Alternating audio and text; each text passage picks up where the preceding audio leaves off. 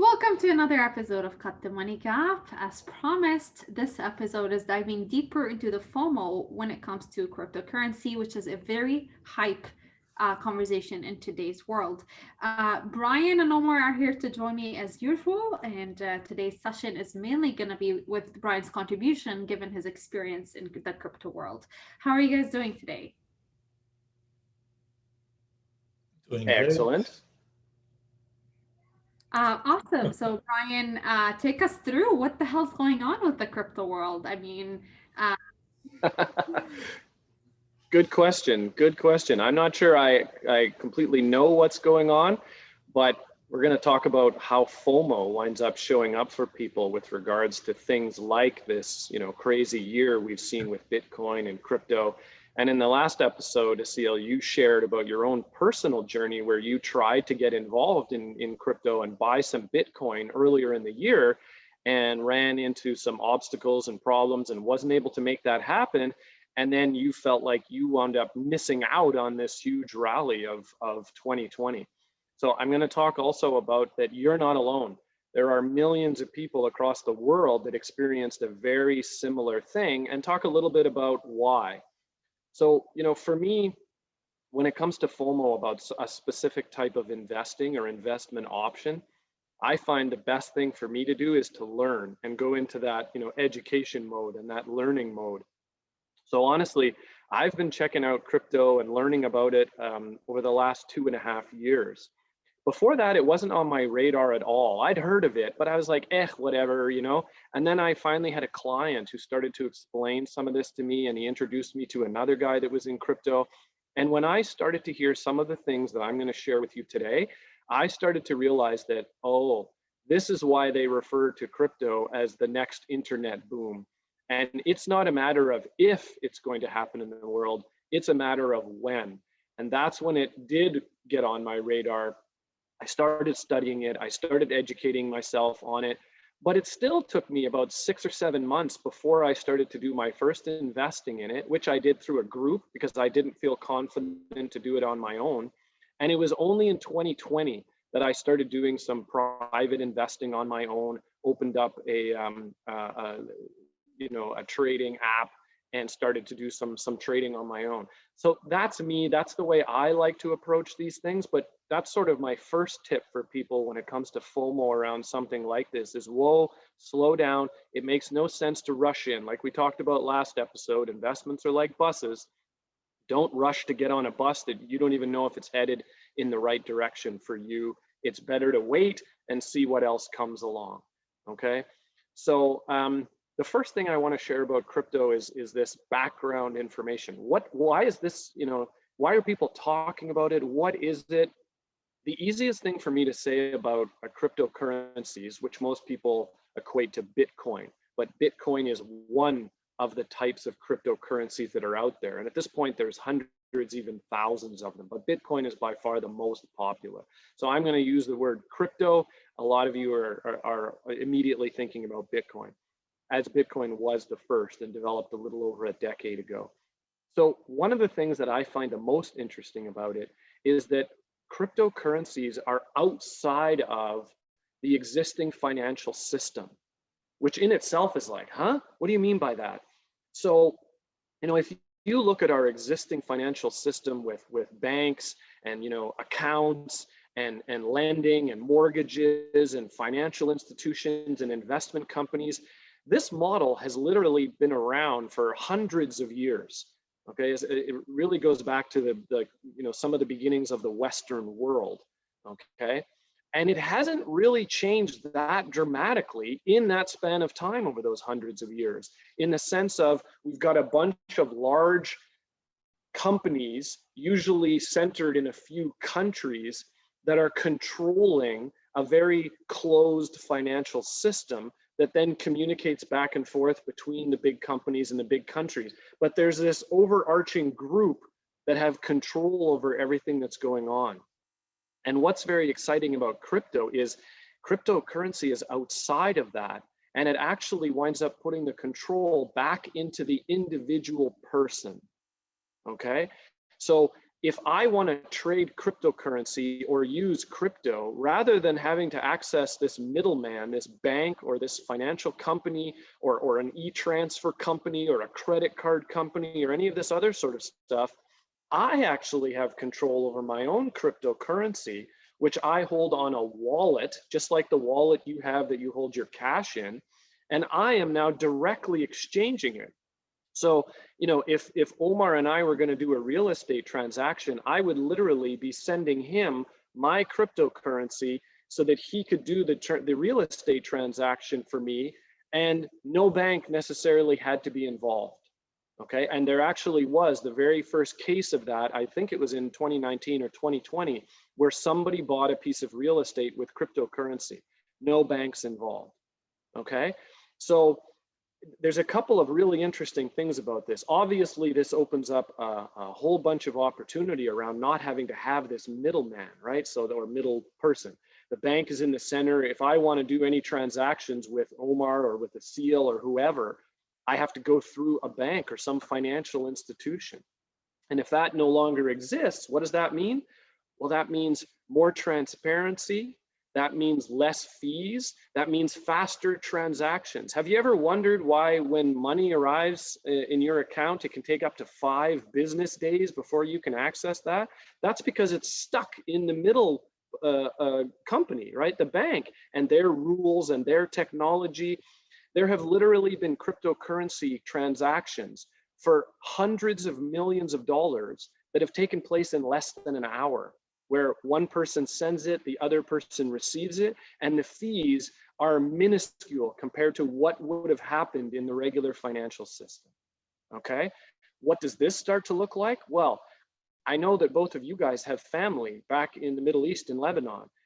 If you or anybody else sends money back to those people in those countries, as I have friends that are doing that to Asia, all of a sudden this opens up all sorts of possibilities, because what exists now is big chunks of that money that you're trying to send are getting eaten up by the folks that are in the middle processing those transactions. And it can take days, and it can be extremely impractical for the people on the other side to have to drive hours and hours to these financial changers in order to get that money to support the family.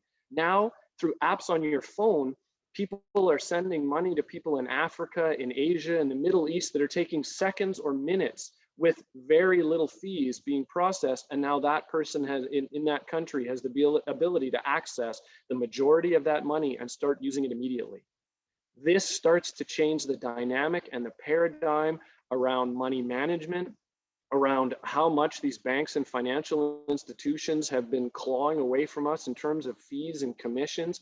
And it changes the whole poverty dynamic. Okay, so when I started to hear about this, and then there's the whole thing around transparency with the blockchain, which I don't have time to get into today. That can maybe be another topic, but that's a whole other level of conversation about the transparency of the interactions, where I can see exactly what happens, and so can everybody inside of the network of the transactions that are going on. Not who I am, but the details of the transaction. So nobody can steal from anybody because this is so transparent and shared amongst the group. Okay. So when I started to hear about these things, say that again, Nassil? I was just saying we definitely need a future episode about this, because this is a vast topic and there's so many details. I'm already like, I want my paper and pen. It's massive. Yes.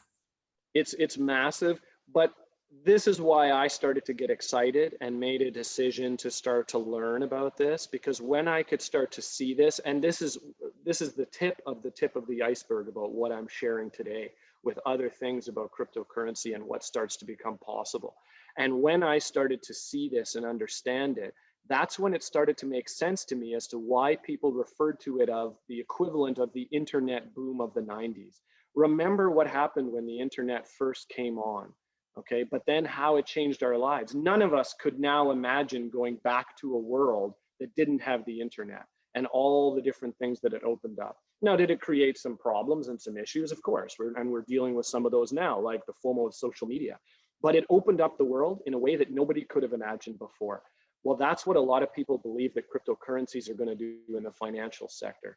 And for the first time in perhaps 500 or 1,000 years, it offers an alternative to the existing system, which is being run by a very small group of companies and people around the world.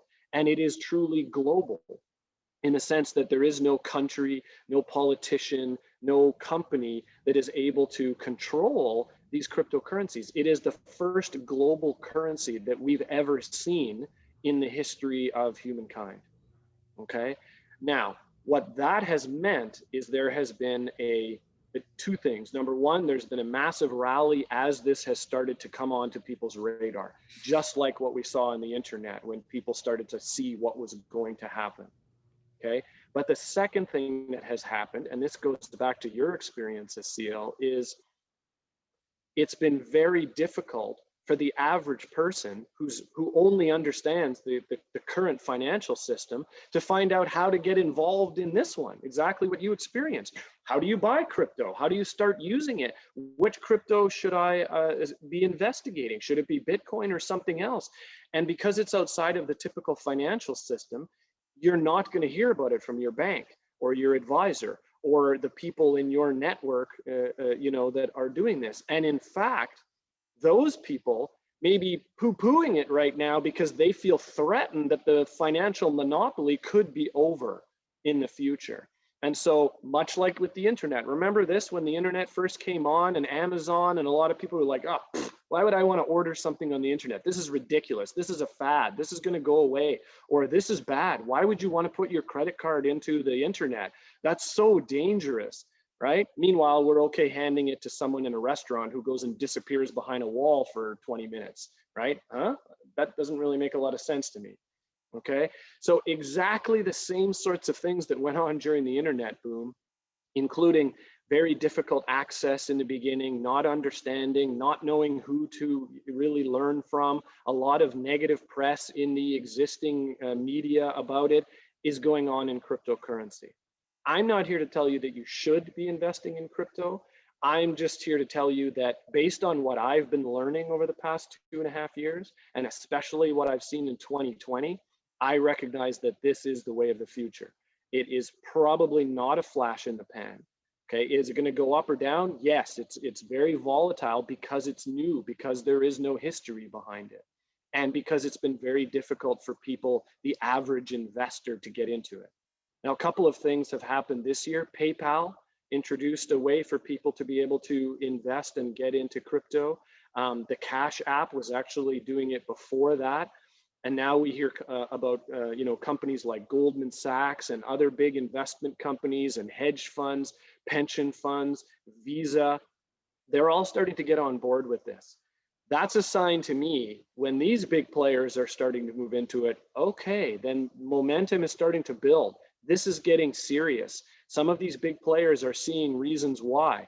I like to compare this to, as a real estate investor, if I see Starbucks move into a neighborhood, then I know that Starbucks has done a whole lot of due diligence around that, more than I could ever do on that neighborhood. And they know that that's an up and coming neighborhood, okay, as an example. So in real estate, and Omar, you might know this, we talk about, the 3 coffee shops, or the 3 levels of coffee shops in Canada. There's the Starbucks neighborhood, the Tim Hortons or McDonald's neighborhood, and then there's the coffee time, which is sometimes referred to as coffin time, but that's a whole other story.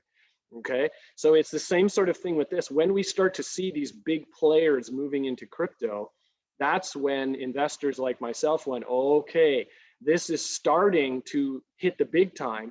And then it's going to be opening up to the billions of retail investors around the world as this becomes more accessible. And that's why people are predicting $100,000 for one Bitcoin, $400,000, because they believe or suspect that as more of the world gets access, it's just going to drive the prices up. Now, is that true? Remains to be seen. Okay, but that's sort of what has been going on. So I don't give advice. I'm not an advisor, nor do I want to be, nor can I be. But what I've been doing is learning and finding trusted sources and paying attention to what's in the typical media and then what's in the sort of more crypto friendly media. And somewhere in the middle is probably the truth.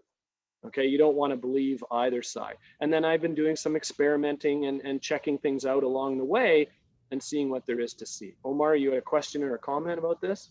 Yeah. I know that there's a lot of skepticism behind crypto, and maybe a lot of it has to do with the fact that when you don't understand something, you fear it, so you try to push it away. But you mentioned fees that are still much less, but fees that have to be paid. I mean, who's getting that fee? And I mean, isn't there a third party that's coming, a new third party that's being born in between in this case? Great question, Omar. So the big thing right now, if you want to be invested in cryptos, is you have to do it through basically a trading platform, right? Just like you would if you wanted to trade in mutual funds or stocks or bonds or whatever, you have to go onto the different exchanges, right? The TSX, and most Canadians are familiar with, that's the Toronto Stock Exchange. And that's just an environment where you can buy and sell stocks. So there have been exchanges that have popped up around the world that allow you to buy and sell crypto.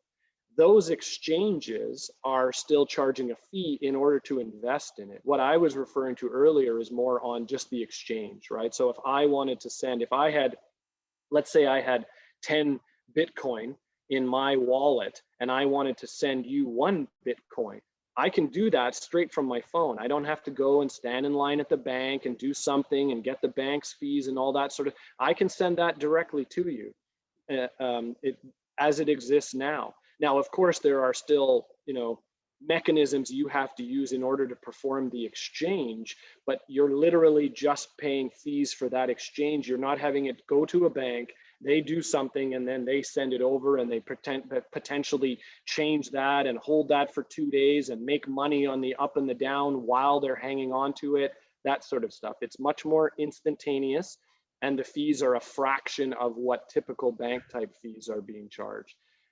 Investing in it on an exchange is different. But then there's a whole host of exchanges around the world. The one I believe that Asil was trying to get on was Binance, which is a true international exchange where people are actually trading different types of crypto coins. You, up until recently, you couldn't even send it regular fiat money like Canadian dollars or American dollars to Binance. You could only send Bitcoin or Ethereum or other types and then trade for different coins.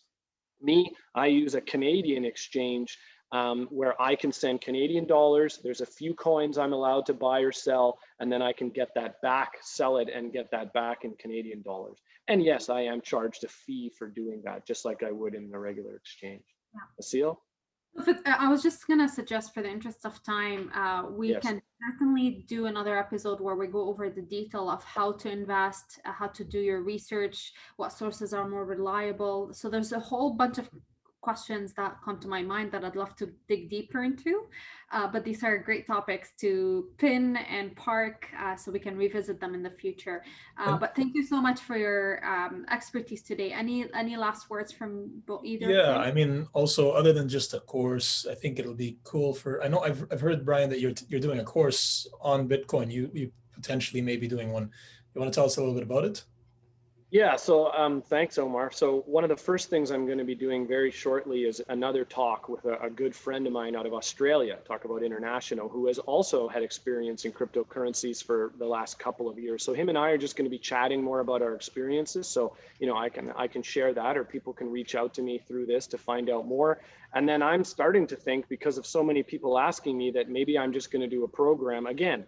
Like you said, Omar, it's not about you should be investing in Bitcoin or one of these other cryptos, but how did I do it? What were the steps I took? How did I find out about this to become more educated, to become more knowledgeable, so you can be doing this from a position of education rather than just wild guesses, and just literally sharing about my experience. So anyone can reach out to me through Facebook, through LinkedIn, on my website, what have you, and I can share more information about that.